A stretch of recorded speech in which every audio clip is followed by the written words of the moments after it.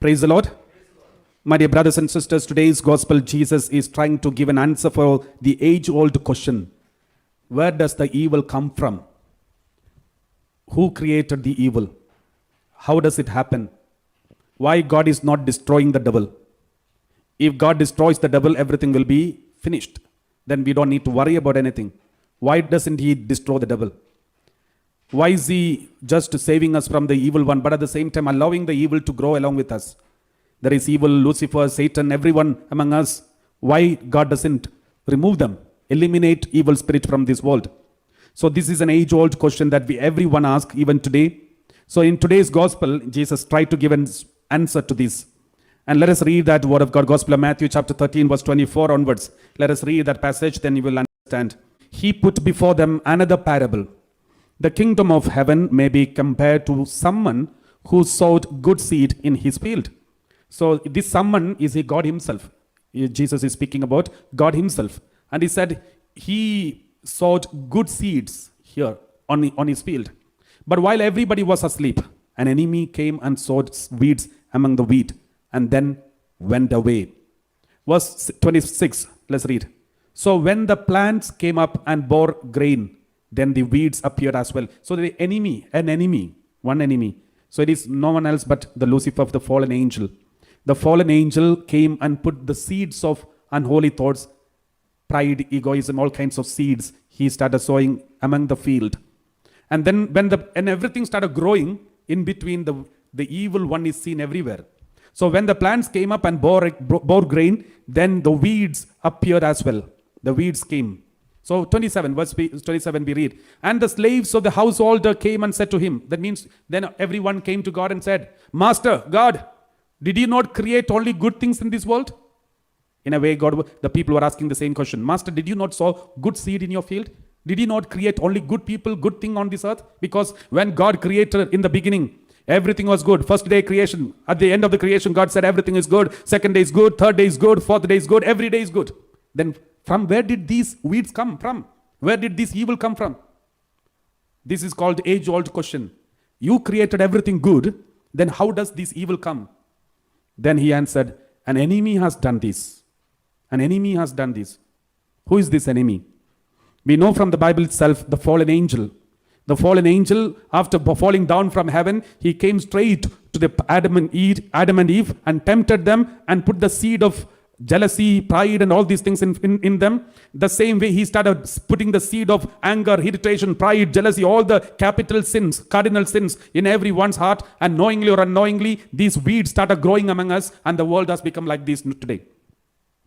So then these people said, Lord, if that's the case, now everywhere weed. There is good grain, but at the same time, weeds are also growing along with the good grain. So shall we go and cut all the weeds and remove and keep the only good grain left behind? So we read verse 30. Verse 29, let's read. The slave said to him, then do you want us to go and gather all of them, all the weeds, and remove it? That means, in a way, the people were asking God, so if that is the case, why don't you remove every evil? All the Satan the Lucifer and everyone, just ask them to come in line and just remove them and eliminate them, put them behind the bars or throw them in the hell of fire. So why don't you do that? Then he replied, and then God said, no, for in gathering the weeds, you would uproot the wheat along with them. Knowingly or unknowingly, when you gather all the weeds from everyone, knowingly or unknowingly, there is a possibility that you may remove even good people. What does it mean? Even those people who are showing the weeds in their nature, maybe they can become good. Even they can become good. For example, today during the youth retreat today morning, one person gave a testimony, and he's a former gangster. So he was a very notorious gangster in UK. His name is John Pridmore, and he's a huge man, and he used to threaten people, he used to keep guns, and he used to attack everyone, and he used to even try to kill, and he was not bothered about anyone. He was addicted to drugs and drinks and all those things, and he was a terrible character. That is what he was sharing today. And then if God allowed the people, the servants to gather the weeds and throw, he should be the first one to be thrown. But what happened? God touched him. God blessed him. He got converted. When he had the anointing of the Holy Spirit, he cried for 3 days continuously. He shed tears and prayed, and he totally changed. And then he's going around the world and giving testimony. He was there for the World Youth Day in Sydney in front of 500,000 people. He gave the testimony of blessing the Lord has given in his life and attracted thousands of youngsters to come back to Jesus. And the Lord is using him powerfully. Once upon a time, he was a weed, but now he is a highly productive wheat. So, my dear brothers and sisters, that is why Jesus said, in gathering the weeds, you would uproot the wheat along with them. In gathering the weeds, you would uproot the wheat along with them. Whether you like it or not, you and me, we all have weeds inside. We all have weeds inside. If you ask God, why can't you remove the evil? He will remove you and me first. Then who will be left in this world?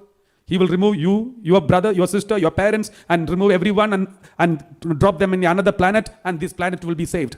So, my dear brothers and sisters, don't ask God to remove the evil. Just tell the Lord, give me the courage to overcome evil. Because if God takes the word very seriously and remove the evil, we will be the first one to be removed. Therefore, let us repent about all the evil and come back to the Lord. That is why when we commit sin, when we make mistakes, instead of stopping us and beating us, God is rerouting us. The other day when we were traveling and we were going to another place, we didn't know where to go, but we only know the postcode. So we, in the Google map, we typed the postcode and we started journey. In between, as we were talking, and we missed the route because we were busy talking, not looking at the Google map. And we missed the route. And then when we looked at the Google map, poor Google map was trying to reroute. Within 2-3 seconds, rerouted and said, go this way, go turn this way, turn that way. And again, we started proceeding. And after some time, since we were so busy talking, again we lost the road because we didn't listen to the Google map. We were listening to each other, busy looking outside, and we didn't look at the Google map. Again lost. If I was the Google map, I would have stopped dictating and will get up and give one slap and said, look at the road and drive. Don't talk each other. So, but thank God, poor Google map going on rerouting, and make sure that we reach in the right place. And this is exactly what Jesus is doing. When we make mistakes because we are so busy with chatting with everyone, we are busy looking at outside, busy looking here, and therefore we are missing many safest and shortest route to heaven. Safest and shortest route to heaven.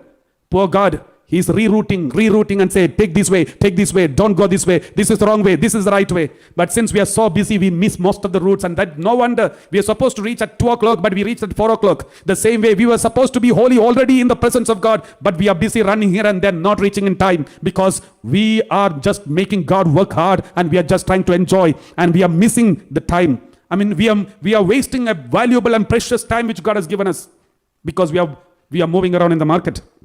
So, my dear brothers and sisters, the Lord is telling us, He may not uproot us. And let's read once again that word of God. No, in gathering the weeds, you would uproot the wheat along with them. You will remove even the good wheat. So, this is something very important. We all have weeds inside. God said, okay, let these weeds be there. You try to remove it. Each one try to remove it. God tried to remove, and then there is a possibility even good people will be lost. Suppose if God had removed John Pridmore some years ago when he was a terrible creature, we would have lost such an anointed preacher today. So God allowed him to continue, and now he has become a very powerful preacher. And many of you must be a weed now, but God is rerouting your life. Rerouting your life, and it's telling you, take this way, take this way, take this way. One day you will become a preacher. One day you will become an evangelist. One day you will become a miracle worker. If you listen to the voice of God, then you will come to know one day you will reach. But at the earliest is the best. Therefore, don't look here and there. Don't be attracted to the beauty of the world. Don't be attracted to the nonsense conversations, but just focus on where you are supposed to be focused on, and then go ahead. You will reach in time, and that is the fastest and the safest and the shortest route to go to the presence of God. Praise the Lord. And therefore, my dear brothers and sisters, God said, don't uproot the devil. Don't remove the devil. Let him also grow. After all, he is also my creation. He is a creature whom I created. I don't want to destroy anything and anyone whom I created, because God created everything to be there forever. He doesn't create anyone or anything to destroy. Therefore, even the fallen angels, they are created by God. God doesn't want to destroy them.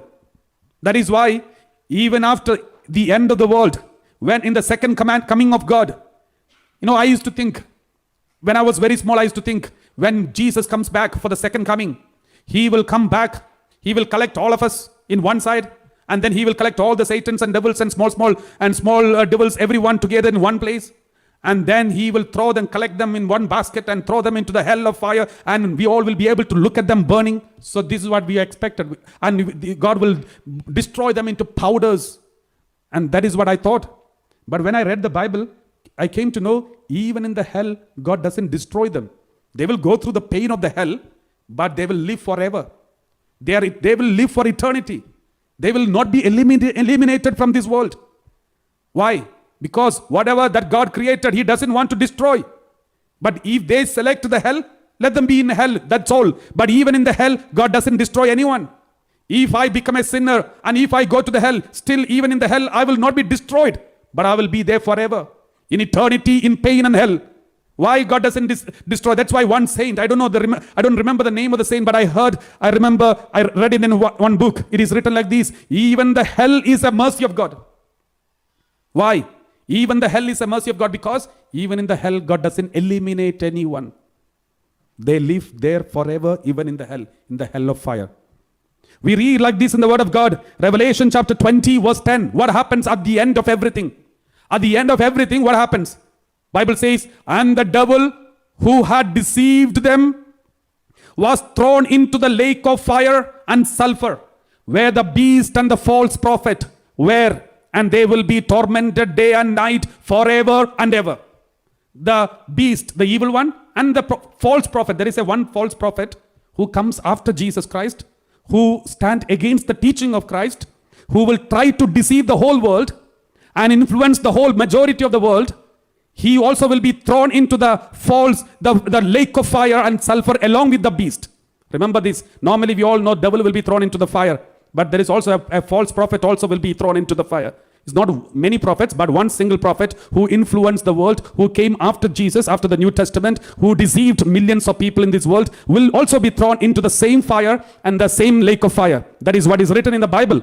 So, my dear brothers and sisters, the devil who had deceived them was thrown into the lake of fire and sulfur, where the beast and the false prophet were, and they will be tormented day and night forever and ever. That means forever they will be tormented. Bible doesn't say one day they will disappear. No. One day they will become powder. No. Because what God created, he will never destroy. So this is something that we need to remember, my dear brothers and sisters. Now, this one question which many people ask, Father, why God doesn't destroy the devil? I told you already one reason, because whatever God created, he will never destroy. When God created in the beginning, he only created good, even angels and human beings and everything. But angels, some of them, because of the free will that they got, they disobeyed God and became fallen angels. And they fell down from through sin. And now they cannot repent. There is a difference between the sin of an angel and sin of a human being. Angel, even after knowing the future, they commit sin. Therefore, their sin is eternal sin. It is permanent sin. Therefore, it is impossible for them to repent and come back. They cannot return to the repentance because their choice is ultimate choice, because they know the future. But we human beings, we do not know what happens tomorrow. We don't know future. Without knowing the future, we make mistakes today and we call it sin. And therefore, since we don't know the future and we make mistake, and when it comes to the future, we repent. Or we say after 1 year, or maybe after 2-3 days, oh, I should not have done that. Now I feel bad about it, and I should not have done this. I regret and I repent. Because I'm a human being, I don't know the future. Therefore, I am able to repent. But the angels are not able to repent. That is why if an angel falls down, he is falling down once and for all. But a human being falls down, he has possibility to return until his death. Until the last breath of his life, he can return if he wants, because he is human being. Praise the Lord. So this is something that we all need to remember. So this fallen angel, they were trying to influence this world. And even today, these fallen angels are influencing us. Even our own freedom, even if the fallen angel is not there. Suppose if the fallen angel is not there, still we will commit sin. You know why? Because we have full of freedom. The freedom is there. As long as freedom is there, there is a choice. There is a possibility of disobeying him. And I used to think, God, why did you give us freedom? If you had not given us freedom, we would not have chosen the wrong one. We will choose only the right thing. But then the message of God is this. What God wants to tell you is this. The Lord God is love. God is love. Since God is love, it should be spontaneous. Love should be spontaneous. It should be automatic. It should come from me. It should not be forced. Love should be chosen. Love should not be forced, but love should be chosen. So, if God is love, God wants you to love Him, but He doesn't want to force you to love Him.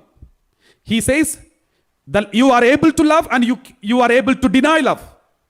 But if you love me, I will be happy and you will be happy. The Lord wants to tell us. So if we spontaneously love Jesus, that is true love. Suppose if we don't have freedom, we have no other choice but love Him, then there is no freedom. And then it is like a robot, a computer. We just feed and accordingly you will move. So that is why God has given us complete freedom, because God is love. He wants the love to be chosen. It should not be forced. So that is why we were given this freedom, and because of this freedom, there is a possibility of falling into sin. Praise the Lord. But at the same time, God permitted it because He can, even this evil can be turned into good. God can turn even evil into good.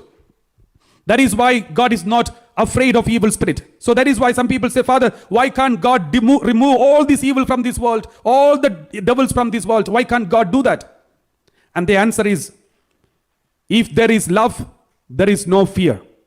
If there is fear, there is a possibility that you will attack others.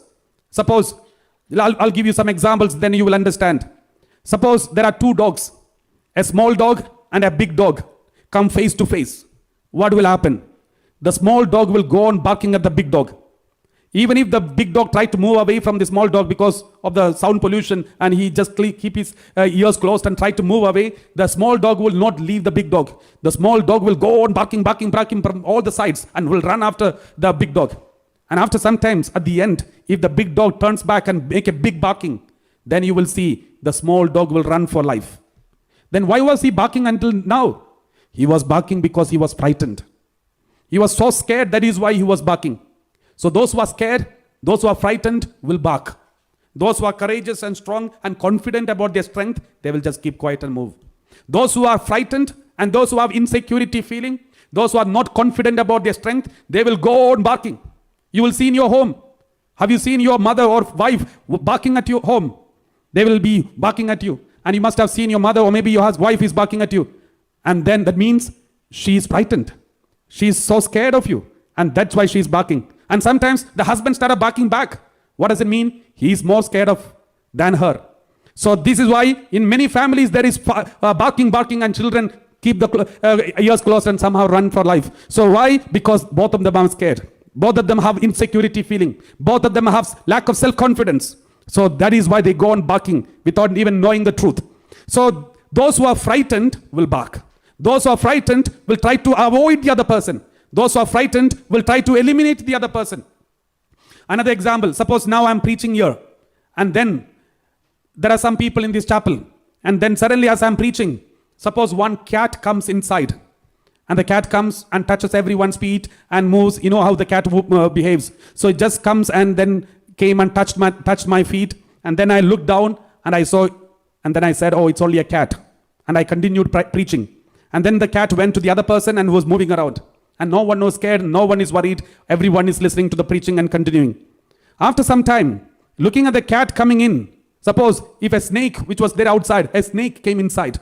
Snake thought, okay, anyway, he saw the cats coming in, so he thought even the snakes and animals, all of them are allowed inside the chapel, so let me go and attend the retreat and change myself. So the cat came inside and started moving. At the end, he came and touched my feet. Then I looked at, and then suppose if I express like this, oh, it's only a snake, and I just continue preaching, it will never happen. The moment I look at and I know that it's a snake, I will scream and jump.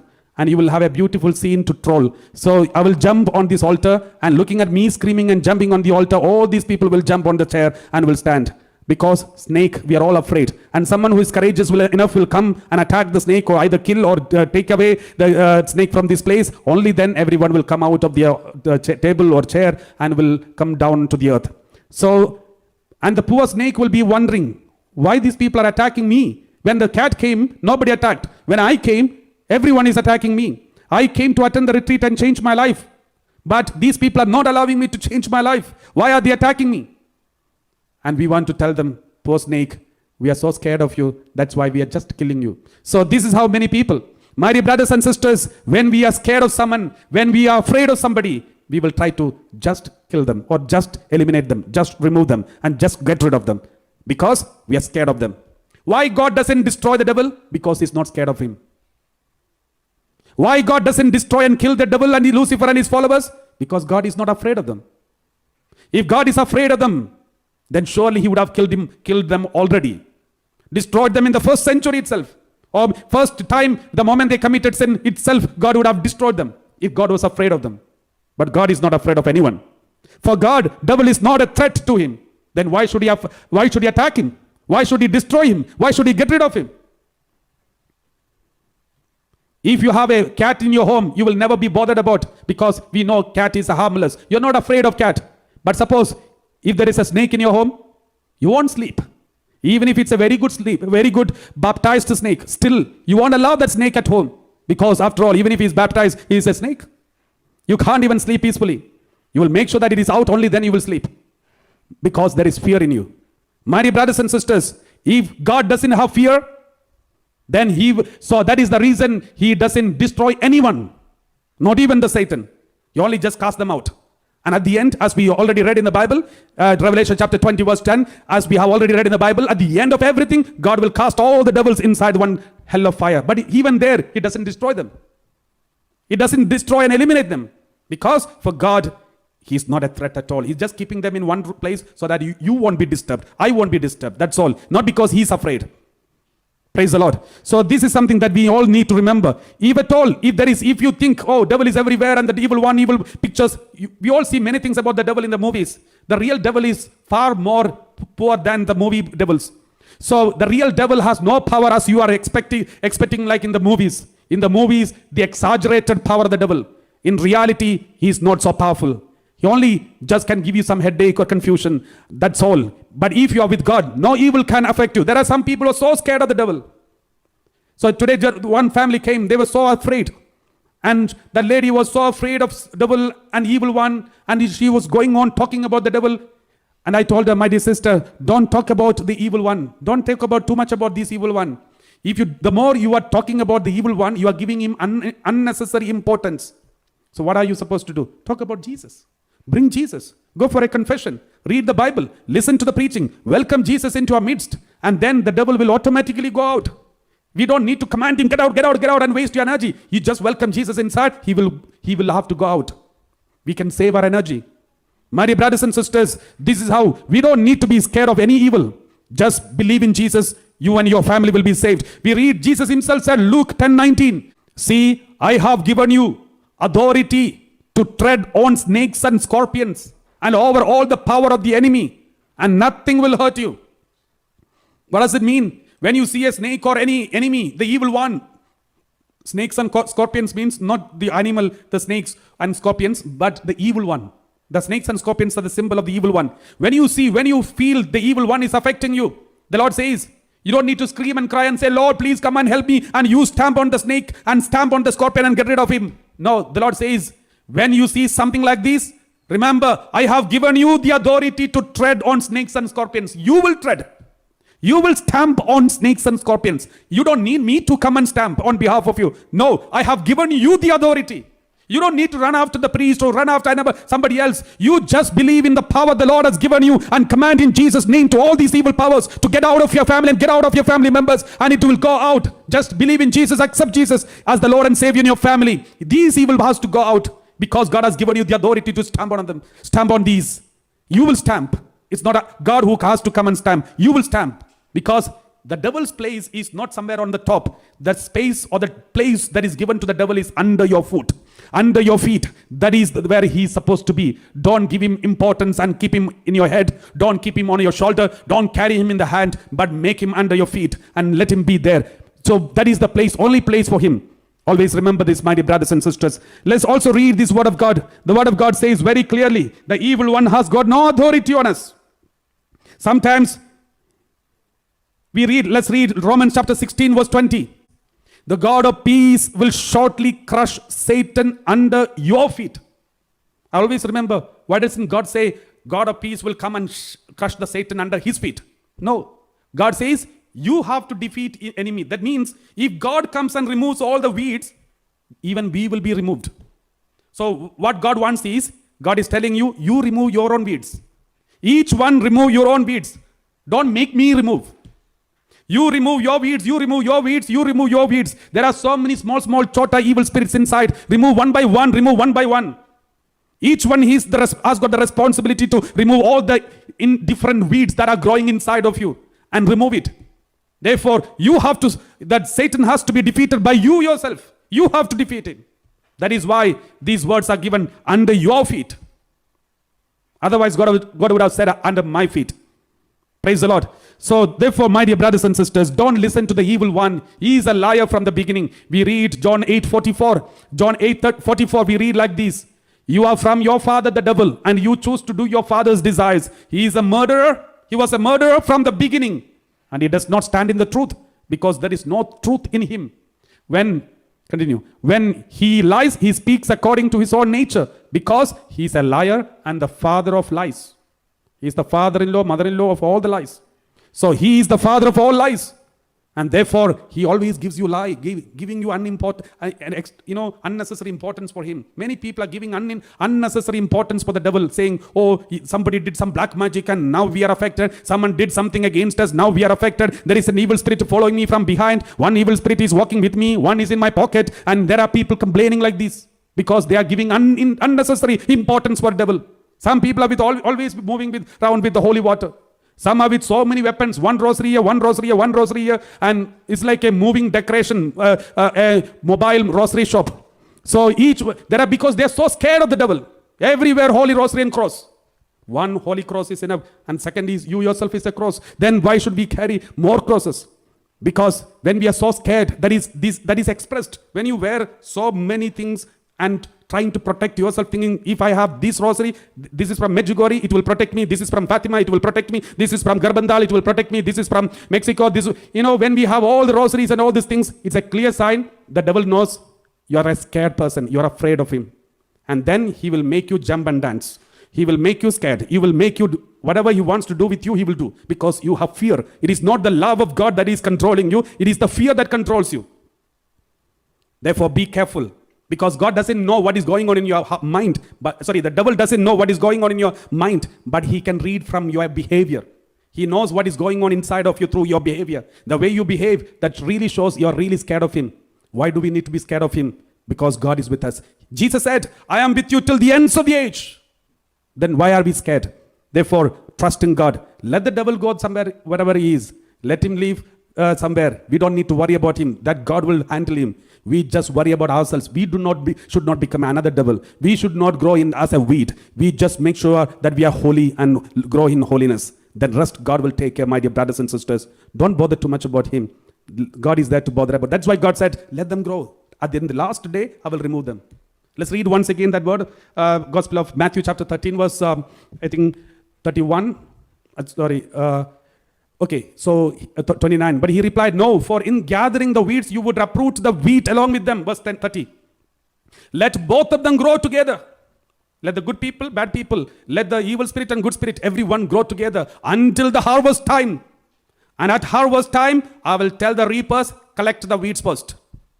Harvest time, I will tell the gatherers and say, collect the wheat first and bind them in boundless to be burnt, and gather the wheat into the barn, and it will be thrown into the hell of fire. That is what we read in Revelation chapter 20 verse 10. Let's read once again, Revelation chapter 20 verse 10. And then we read, and the devil who had deceived them was thrown into the lake of fire and sulfur, where the beast and the false prophet were, and will be tormented day and night forever and ever. Let's pray together, sing together, offer to him.